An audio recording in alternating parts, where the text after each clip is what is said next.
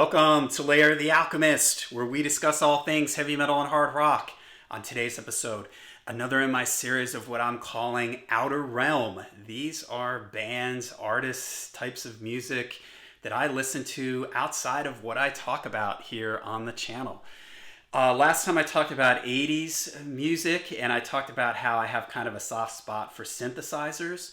Especially 80s sounding synths. So today I'm going to be talking about some of the electronic music that I like. Now, this stuff, I don't have a lot of this stuff on vinyl. This for me is sometimes when I go back and I think about when I was discovering certain styles of music, I associate certain formats with that. For instance, when I first got into music, I was mostly buying cassettes. So my early days of Black Sabbath and Judas Priest, I had all that stuff on cassette. I think of cassettes when I reminisce about that era, the 80s for me. The 90s was about CDs, and when I discovered like the early grunge bands, and when I was getting into doom metal, I bought all my doom metal on CD in sort of the late 90s. And when I think of electronic music, and when I think of like records, when I started collecting records like in the late 90s, it's when I went back and rediscovered a lot of the classic rock stuff that I didn't have on CD, or a lot of the more obscure metal that I was a traditional 80s type metal that I was able to find. And when I think of the 2000s and electronic music, I think of when I got into streaming, when I first got on Spotify. I really used Spotify as a way to sort of discover some of this electronic stuff, and I started to really get into it. For instance, this is a group that I don't really know a whole lot about them, to tell you the truth. Massive Attack. I just sort of stumbled across them, maybe on YouTube, or I think on a on a playlist on Spotify or something, and it's just kind of interesting electronic stuff that, electronic based music. Sometimes there's singing and lyrics in it, and I just think it's interesting, the sounds and everything that they use and the way they sort of put it all together.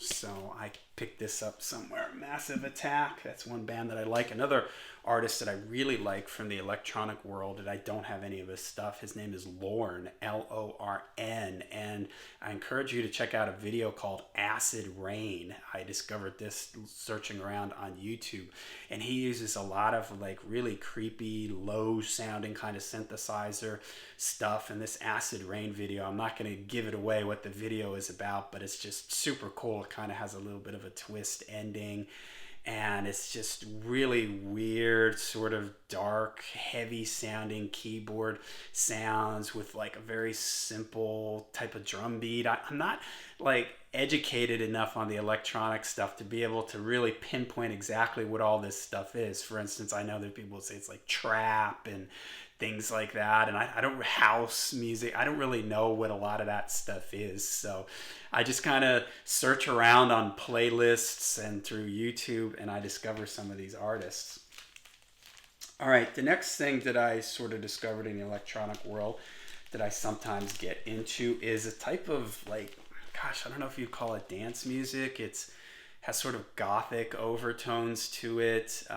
It's called Witch House.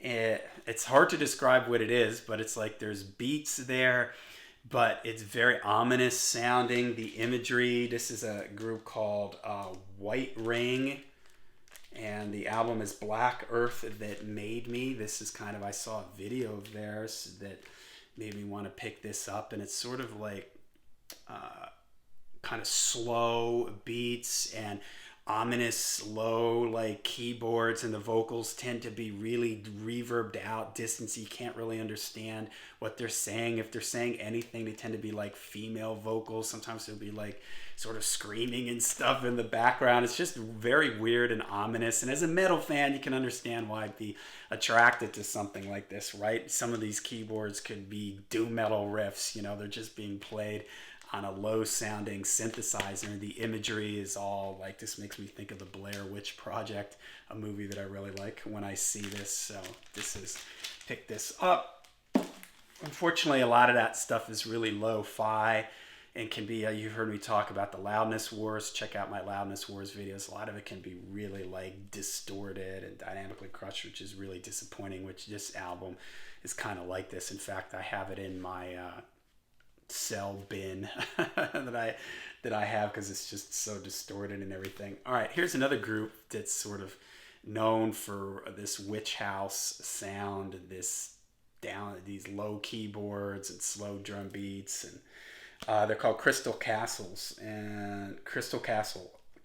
and I'm not sure if this album even has a name, but it's pretty cool. It's got a lot of organic sort of experimental stuff, these slow beats and these ominous creepy keyboards. Here's a gothic-y looking girl in a cemetery. I mean, again, you can understand how, as a metalhead, I might find some of this stuff interesting. All right, then the other electronic music that I do, kind of probably my favorite out of all this, is the type of music called dungeon synth. And dungeon synth kind of has its roots in like some of the instrumental things you would hear in black metal and in death metal. I'm not a huge black metal fan, so for me, I just sort of discovered this music in a very roundabout way, just searching electronic music. I came across this, and sort of the godfather of this is Mortis. I'm not exactly sure how to pronounce it. I actually have a couple of his albums. I saw him live. It was the last concert that I saw right before the pandemic hit. It's something that doesn't translate very well live because it's very it's atmospheric. There tends to not be any drums or any steady rhythms. It's just sort of keyboard things conjuring up images of forests and dungeons and castles and things like that. So it's kind of something that I enjoy putting headphones on and listening to. I actually have an electronic music project that I do called Chamber of Sorrows, which is all sort of atmospheric. I kind of take more of an influence from medieval, sort of neoclassical type things where I layer all these sounds. I'll put a link down below for Chamber of Sorrows. It's on Bandcamp. It's on all the streaming services. But, dungeon synth is something, it can be something either really simple or it can be more orchestrated. The Mortis stuff sort of varies. It's either real simple or it's a little bit more involved. Usually lo-fi kind of synth sounds, like trumpets and those kind of sounds, timpanis and everything. So it has this real dramatic sort of cinematic feel. But it's something, a rabbit hole that I like to dive down into every now and then. And this is another Dungeon Synth album, Hedge Wizard, it's called. This is kind of interesting. It's very kind of lo-fi and 8-bit sounding, if you know, like early synthesizer sounding stuff. It's kind of cool. I like the stuff that's a little bit more layered and involved, where there's more melodies and more stuff going on. This is kind of real sort of simple and primitive sounding, but it's kind of cool. A lot of the Dungeon Synth bands release stuff on cassettes. I actually have a few. I'm not sure if I still have them. I don't have them over here, but I have a few Dungeon Synth cassettes that I have. I have my cassette players in another room, so I have a few of those in there. I should have brought them out, but Dungeon Synth is something that they release a lot of their stuff on cassette because they like this lo-fi thing. So, all right, so there you go. Another outer realm here. Some stuff outside of what I normally talk about that I listen to. Witch House, electronic stuff like Lorne and Massive Attack, and what did I mention? The Dungeon Synth and Witch House and all that kind of stuff. So let me know if you guys have heard of any of these bands. Anybody out there into Dungeon Synth, check out my project, Chamber of Sorrows. I'll leave a link below.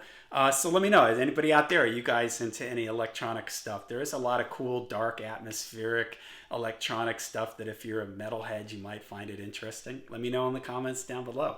And until we see you again, make sure you stay heavy, stay metal.